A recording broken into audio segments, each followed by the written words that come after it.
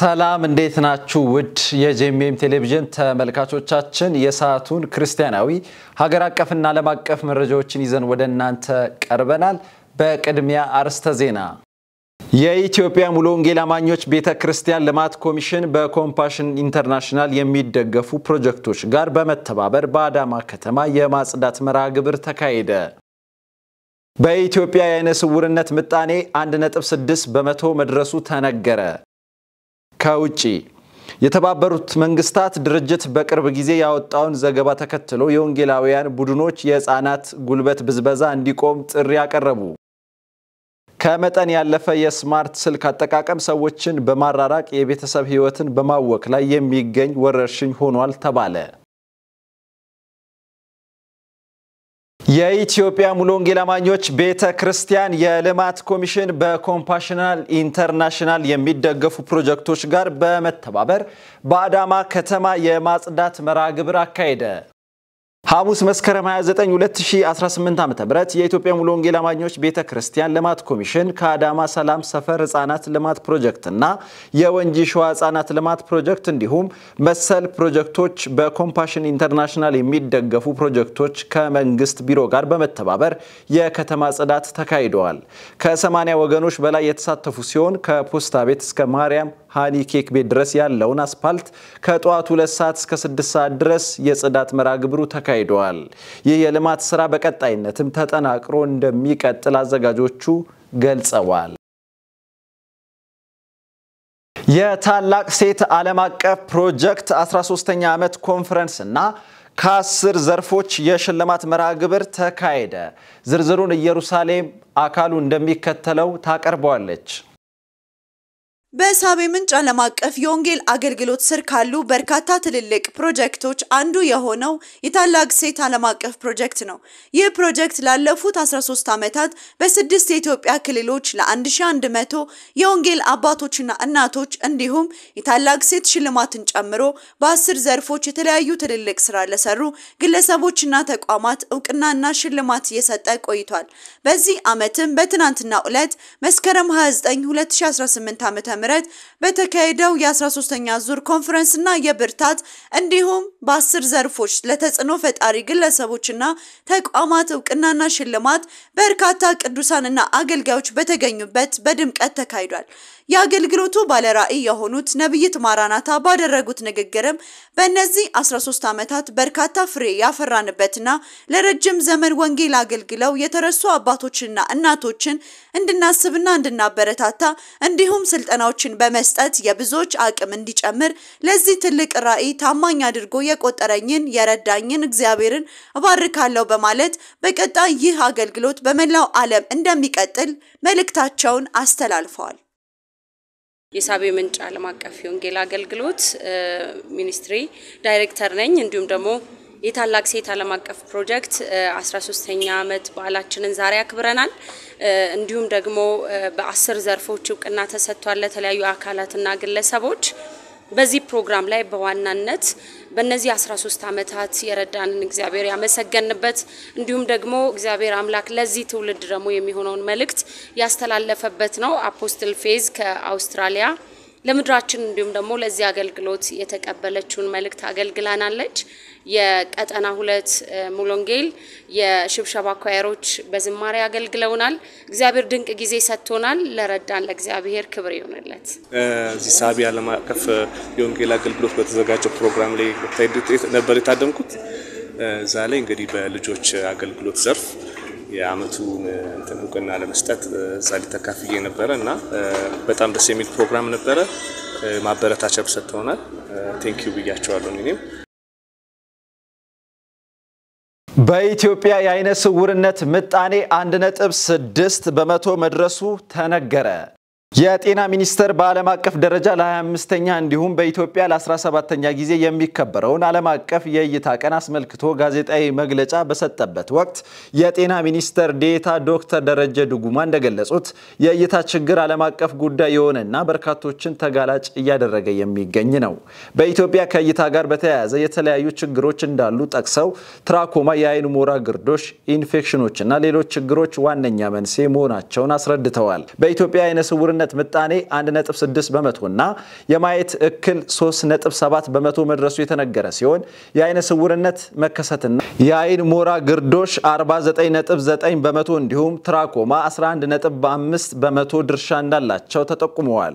የዘንድሮ ዓለም አቀፍ የእይታ ቀን ትኩረት ለዓይናችን በሚል መሪ ቃል በጎርጎሳውያን ዘመን አቆጣጠር ጥቅምት ወር በገባው ሁለተኛው ሳምንት ሐሙስ ቀን በተለያዩ መርሃ ግብሮች ይከበራል የተባለ ሲሆን የጤና ሚኒስቴርና አጋሮቹ እንዲሁም በዓለማችን በሺዎች የሚቆጠሩ የዓይን ጤና ላይ የሚሰሩ ተቋማት ዓለም አቀፍ የእይታ ቀን ለዓይን ጤና ቅድሚያ በመስጠት ዕለቱን በተለያዩ መርሃ ግብሮች በማከናወን ያከብራሉ ተብለዋል።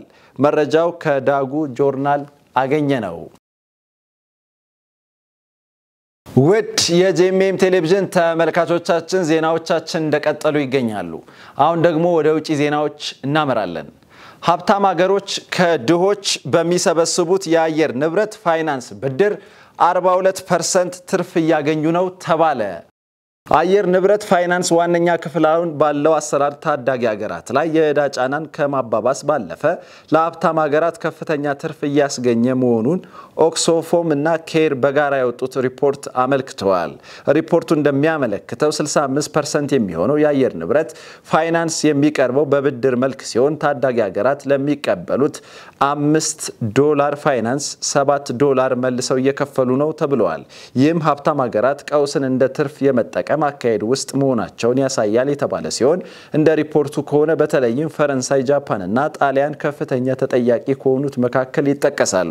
ሀብታም ሀገራት በ2022 ዓመተ ምህረት 116 ቢሊዮን ማሰባሰባቸውን ቢናገሩም ትክክለኛው ሴት ግን ከ28 እስከ 35 ቢሊዮን ዶላር ያለው የግኝት ከአየር ንብረት ፋይናንስ ወደ 2-3 የሚጠጋው በተለመደው የወለድ መጠን የሚሰጥ ብድር ነው ሲል አጋልጠዋል። በዚህ ምክንያት የብድር ተመላሽ ክፍያዎች ከሚሰጠው ገንዘብ በልጠው በ42% ትርፍ ለባለዳዎቹ አስገኝተዋል። ኢትዮጵያን ጨምሮ በማደግ ላይ ያሉ ሀገራትና አነስተኛ ደሴቶች ታዳጊ ሀገሮች ከጠቅላላው የፋይናንስ ድጋፍ በቅድመ ተከተል 19.5% እና 2.9% ብቻ አግኝተዋል። ሪፖርቱ ሀብታም ሀገራት ከ1960ዎቹ ወዲህ ከፍተኛ የውጭ እርዳታ ቅነሳ በማድረግ ላይ መሆናቸውን ገልጸዋል። ይህም የአየር ንብረት ፋይናንስ የበለጠ ለመቀነስ ስጋት ሆኗል ሲል ካፒታል በገጹ አስነብበዋል። ተመድ የሰው ሰራሽ አስተውሎትን በተመለከተ ያሉ ክፍተቶች ለመሙላት ሁለት ዘርፍ የተመለከቱ የአስተዳደር አካላትን መሰረተ። ባልደረባችን ዳንኤል አንተነ ዝርዝሩ እንደሚከተለው ያቀርበዋል። ሁለቱ አካላት ዘ ግሎባል ዲያሎግ ኦን ኤአይ ገቨርናንስ እና ኢንዲፔንደንት ኢንተርናሽናል ሳይንቲፊክ ፓናል ኦን ኤአይ ይሰኛሉ። የሰው ሰራሽ አስተውሎት በአሁኑ ጊዜ በእጅጉ ፈጣን እድገት እያመጣ ሲሆን ቴክኖሎጂውን በኃላፊነትና አካታች በሆነ መልኩም ለመጠቀም የሚያስችሉም ዓለም አቀፍ ተቋማት ግን የሉምም ተብሏል። ተመድ በ118 ሀገራት የሰው ሰራሽ አስተውሎትን የተመለከቱ ምንም አይነት ኢንቬንቲቭ ውስጥም የሉም ሲልም ቴክኖሎጂን ለማስተዳደር የሚሆን ዓለም አቀፍ ህግም የለምም ተብሏል። የተመድ ዋና ጸሐፊ ቴክኖሎጂው በብዙ ዘርፍ የሰዎችን ህይወት ወጠ መሆኑን ተናግረው በኃላፊነት በመጠቀም በኩል ግን ክፍተቶች እንዳሉም ተናግረዋል። ዘ ግሎባል ዲያሎግ ኦን ኤአይ ገቨርናንስ የተባለው የተመድ አካል የመንግስታት፣ የኢንዱስትሪዎች፣ የሲቪል ማህበረሰብና የሳይንቲስቶች ፎረም ይሆናል ሲባል የሰው ሰራሽ አስተውሎትን ለማስተዳደር የሚሆን የጋራ መንገዶች ይጋሩበታልም ተብሏል። ሁለተኛው አካል ዘ ኢንዲፔንደንት ኢንተርናሽናል ሳይንቲፊክ ፓናል ኦን ኤአይ በበኩሉም የሰው ሰራሽ አስተውሎት ስጋቶችና እድሎችን የተመለከቱ ሀሳቦችን የሚያቀርቡ 40 ባለሙያዎችም ይዛልም ነው የተባለው። ሁለቱ አካላት ቴክኖሎጂውን ሀገራትና ተቋማት በኃላፊነት እንዲጠቀሙ ከማስቻል በተጨማሪም በዘርፉ ያለውን ክፍተት ይሞላሉ ተብሎም ተስፋም ሰንቋል። መረጃው የወርልድ ኢኮኖሚክ ፎረም ነው። የተባበሩት መንግስታት ድርጅት በቅርብ ጊዜ ያወጣው ዘገባ ተከትሎ የወንጌላውያን ቡድኖች የህፃናት ጉልበት ብዝበዛ እንዲቆም ጥሪ ያቀረቡ። በዩኤን ዘገባ መሰረት 138 ሚሊዮን ህፃናት ጉልበት ብዝበዛ ውስጥ እንደሚገኙ ተገምተዋል። ከነዚህም ውስጥ 54 ሚሊዮን በአደገኛ የሥራ ሁኔታዎች ይገኛሉ። የዓለም ኢቫንጀሊካል ህብረትና የሳልቬሽን አርሚ መንግስታት የህፃናት ጉልበት ብዝበዛን ለማስቆም በአስቸኳይ እርምጃ እንዲወስዱ ለተባበሩት መንግስታት ድርጅት የሰብአዊ መብቶች ምክር ቤት ጥሪ ማቅረባቸው ተገልጿል። ሁለቱ የእምነት ድርጅቶች የተባበሩት መንግስታት ድርጅት ሪፖርት ቶሙያ ያቀረቡት ዘገባ በመደገፍ መግለጫ ሰጥተዋል። በዘገባው የህፃናት ጉልበት ብዝበዛ፣ ጾታዊ ብዝበዛና በግዳጅ ወደ ግጭቶች መመልመል እንደሚጠቀሱ አብራርተዋል። ኦቦካታ በጁላይ ወር ለተባበሩ መንግስታት የሰብአዊ መብቶች ምክር ቤት ከሁሉ የከፋ የህፃናት ጉልበት ብዝበዛ ሲልም በሪፖርቱ አመላክተዋል። የእምነት ድርጅቶች መንግስታት ህፃናትን ለመጠበቅ የትምህርት ተደራሽነትን ለማረጋገጥና ለብዝበዛ መንስኤ የሆነውን የስርዓት እንዲሁም ድህነትና ተደራራቢ ችግሮች ለመጋፈጥ በፍጥነት እንዲንቀሳቀሱ ጠይቀዋል። ዘገባው የክርስቲያን ዴሊ ነው። ከመጠን ያለፈ የስማርት ስልክ አጠቃቀም ሰዎችን በማራራቅ የቤተሰብ ህይወት በማወክ ላይ እንደሚገኝ ወረርሽኝ ሆኗል ሲሉ የዌልስ ልዕልት ኬት ካትሪን ተናገሩ።